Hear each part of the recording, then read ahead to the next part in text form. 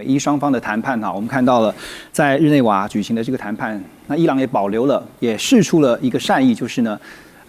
等于算是2015年核协议以来的最大的让步，就是同意不再囤积浓缩铀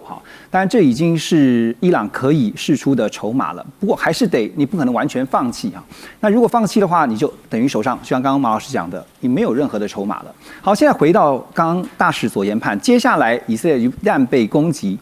如果到什么样的一个程度，美军会介入美方的思维会是如何我想继续请教孝伟兄就是说在打法上，因为向来美国就是速战速决。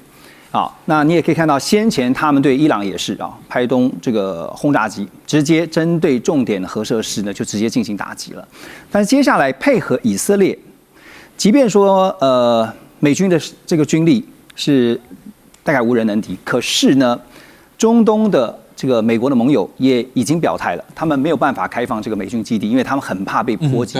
所以也就是说，美国必须可能要长距离的去发动它的攻击这个部分他们打法，你觉得怎么看？当然，就是说我刚刚讲，就是说美国这次跟之前打第2次波湾战争等等很不一样的是，首先它现在当然首先能够集中到的航空母舰数量是1+1嘛。那当然我们刚刚讲到福特号它是在东地中海，东地中海它能够做这种所谓的越境飞行的这种任务的话，我个人觉得那个福特号在那个边的那个位置上，基本上是协助那个美国协助以色列进行防空作战任务。也就是说在这个同时呢，不要有任何一个国家或地区会在这个时候除了伊朗之外，会对那个以色列浑水摸鱼。因为其实虽然说我们看到他现在跟北边的叙利亚关系有相当的改善，但是不可否认，叙利亚境内还是有一些这个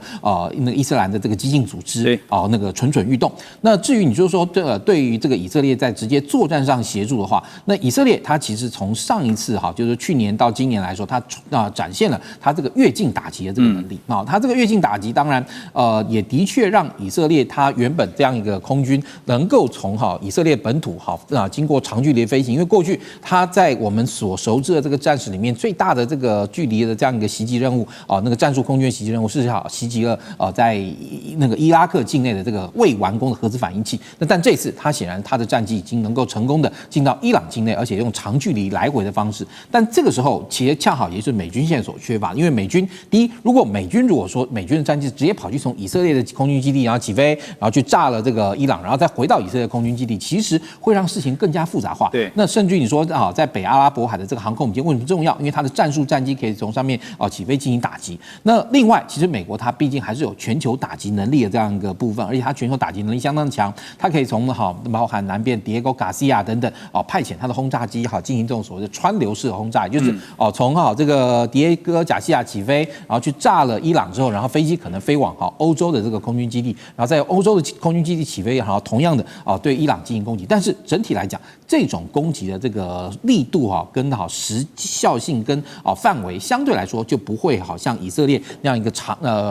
时时刻刻的这样一个打击性的那么强。为什么？因为我们讲到轰炸机虽然疑似它的载弹量很大，但是现在的轰炸机已经不像过去采用这种地毯式毁灭性轰炸，而是携带精准导引武器做这个精准导引攻击担任这种所谓的这个精准导引炸弹卡车的这样一个任务。但是相对来说，它的这个任务的这个频密度也会因为它携带这个精准导引武器，然后第一价格昂贵，第二它所携带每一架单机所能够携带的数量是有其限度的，因此它并没有办法像以色列可能经常性的这样发动长时间攻击。那我个人认为，大概最大可能性，也就是还是要在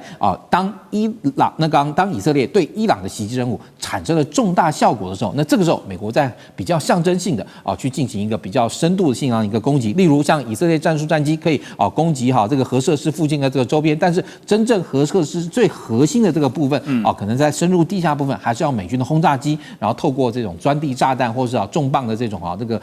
那个 Bunk Buster 这种所谓的这个碉堡克星这一类的这种炸弹呢，从轰炸机上投下来之后，然后进行这个毁灭性的这样的攻击，才是比较可能未来将来这个战争进行的方式。你要说美军的战机大量的以战术战机攻进这个伊朗，然后去寻找目标攻打击，这个可能性我个人觉得目前看起来可能不高了。对，因为他现在必须要管控，就是说不让这个战火蔓延到旁边这些，尤其是美国的中东盟友们所以现在问题来就在于关键决定就在川普如何去指挥调度美军应该有的军事行动。好，那现在呢，川普在这2天其实也听到他对于伊朗的议题啊，这个局势呢，他讲了一句很关键的话，他就被媒体问到的时候，他说真的可能不得不动武。话才刚讲没多久哈，今天就看到了这个伊朗的德黑兰，伊朗被攻击了，但是是由以色列先出手。好，那这个谈判呢，我们也知道这几天一直都在进行当中，在日内瓦的这个谈判啊，第3轮的间接会谈，其实谈的虽然没有具体成果，但是有一个让人觉得至少还有谈下去的一个希望，就是反正这次谈不拢，就再改另外一个时间、另外一个地点来谈。那当然，调停人的阿曼外长哈，他也透露说，就是刚刚提到的，伊朗其实有做出了一个很重大的让步啊，也就是同意不再囤积浓缩铀。不过，回到川普本人，他也表达了，他说他还是不满意啊，因为呢，他也是保留着态度啊。他说，伊朗长期从事恶意行为，那他即将要针对处置伊朗做出重大的决定。结果马上就听到了伊朗被攻击，但不是美国出手，而是以色列。不过现在刚刚提到了管控，就不让这个战火蔓延。会像先前的，就是以色列跟伊朗之间打个几天，然后结束，还是有可能这个会因为这样子蔓延到其他中东盟友最害怕的，就是他们被波及。现在美军基地虽然不使用了，大使，可是就算从长城攻击，那伊朗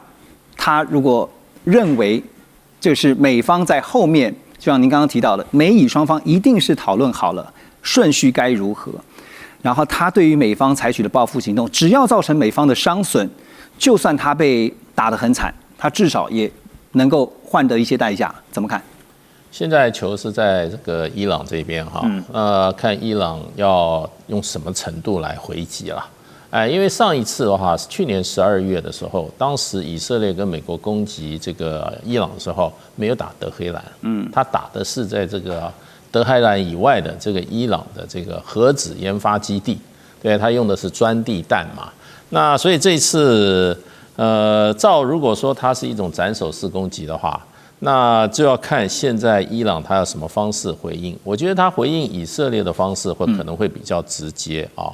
那就是说，他可能不是说打一个在以色列南部一个已经不是很重要的一个空军基地，然后就说我已经打了证明他的这个铁穹是无效的。那造成多少伤亡，大家都怎么秘而不宣？那好像就是说交代过去了，这样子伊朗也就可以往后交代。其实这也是伊朗现在招致到第2次攻击的，他自己当时埋下的伏笔，因为他的回击是很软弱的。那这一次应该不一样了。这一次就看他怎么回击了啊！这个是我觉得会影响这一场军事冲突它的程度达到什么程度？它的规模会多大？对吧？规模会多大？那目标是什么？然后它的这个使用的炸弹的爆炸力有多大？还有就会变成这场战争会打多久的，蛮重要的，目前的一个关键。那另外一方面就变成就是说，如果美国下一波加入的话，对这个伊朗同样是重要的这个政经设施进行攻击的话，那伊朗怎么对美国还手？因为伊朗现在是1打2，对美国的话，它事实上打不到美国本土，它只有3个目标可以打。对，一个是什么？一个是美国的航母跟航舰。美国现在这个有30-40艘航母跟航舰。在这个一个就是阿曼湾靠近波斯湾，一个是在地中海，正在往这个靠东这个地中海方面移动。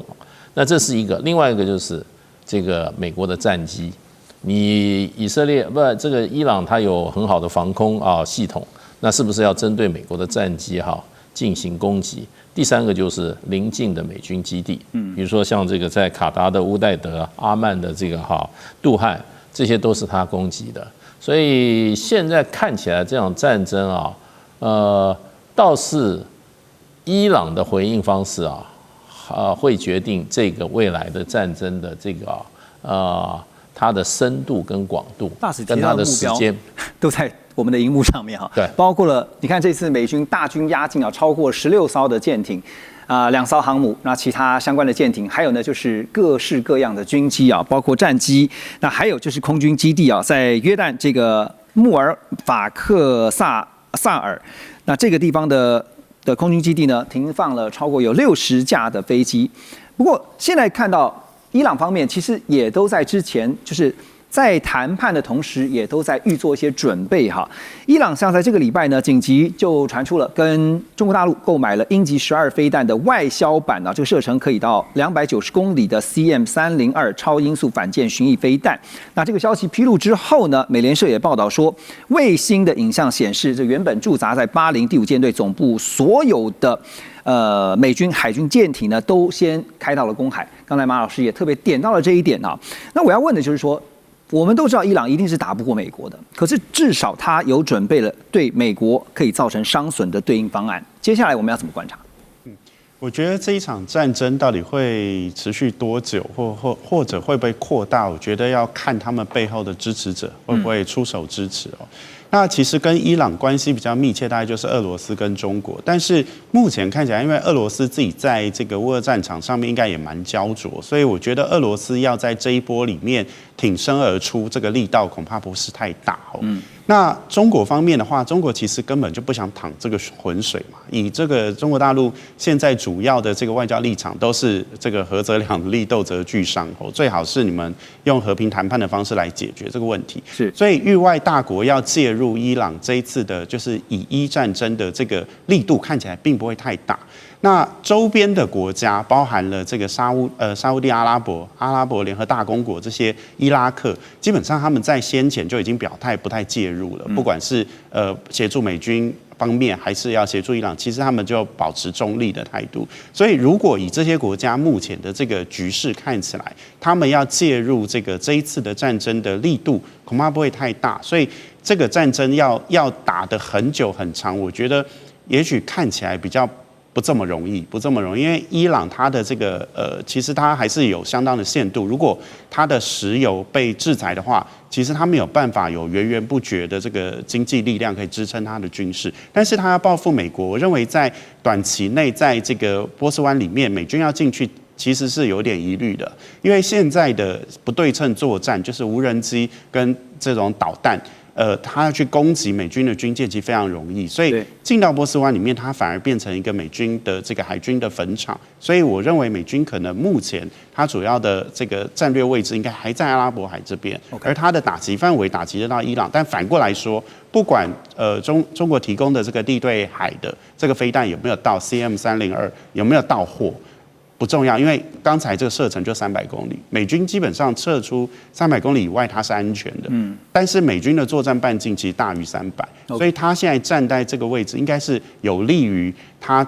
行使他的战略威慑，然后他可以停在那边。那我觉得伊朗这个会不会持续打上去，我可能会觉得稍微保留一点，还是有谈判的空间。因为现在来看的话，不管你是站在以色列或者是在美国的角度，你都希望这一场战争的时间能够越短越好哈。所以夏伟兄，我简单就请教您啊，简单告诉我们一下，您觉得就是说，现在以色列跟伊朗，包括未来有可能美国的加入之后，它的规模跟这个会打多久啊？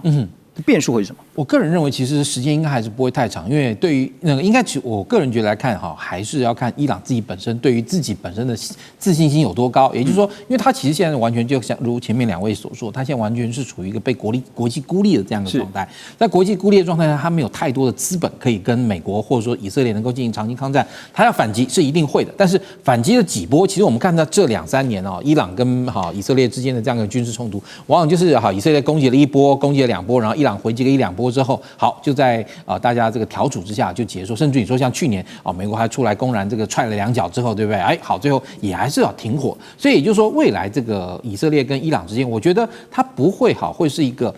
能够达到一个永久和平的这个状态。但是呢，你说这次会真的撑到很久，或者说要能够到让那个伊朗的这个神治那个就是那个政权能够垮台，我觉得大概也没那么容易，因为从之前虽然说我们看到那个伊朗境内的确有这个所谓的反政府示威，但他的反政府示威也在政府的这个压制下，很快的就平息下来。也就是政府的控制力，我个人觉得问题应该是就是说还是相当的这个严密的。所以那你说在伊朗还能够有效的掌握住他的这个政权，然后以及掌握住他的人民之下，那这个时候他对伊朗发动了有限度的反击之后，而且以色列在这时候攻击，其实会促成伊朗境内团结一致嘛，对。那但一旦也就是说在这个情况下，我个人觉得，双方某种程度来说可以说是互许其利，也就是说，伊朗靠着以色列，然后能够达到内部的维稳。同样的，以色列跟美国也能够透过攻击伊朗，达到一定程度的压力宣泄。那他们之前不管是放话也好呢，压力宣泄，然后双方很快达到一个新的平衡之后，然后等于我的意思就是当以色列攻击伊朗反击，或者是美国在下踹个两脚大家那个都很 happy 之后呢，那这个阶段的这个冲突就会暂时停止。那当然，你说如果双方之中三方中有任何一方要提高冲突的这样一个门槛跟这个影响的话，那又是另外一回事。但至少目前看起来应该不会有那一段。对，现在就是在观察，就是说接下来包括它的程度，还有包括它的时间，而且另外一个更让人担心就是说，经济层面的影响，包括了国际原油的价格会不会出现短期受到非常大的冲击而出现震荡，我们会持续带着大家一起来关心。我们先休息一下，马上回来。中美互动牵动全球，美中竞争，地缘争霸，外交、军事、科技、经济，多元观点，权威分析，一同掌握2026全球新秩序、新赛局。每周6日，寰宇全世界带您走进全世界。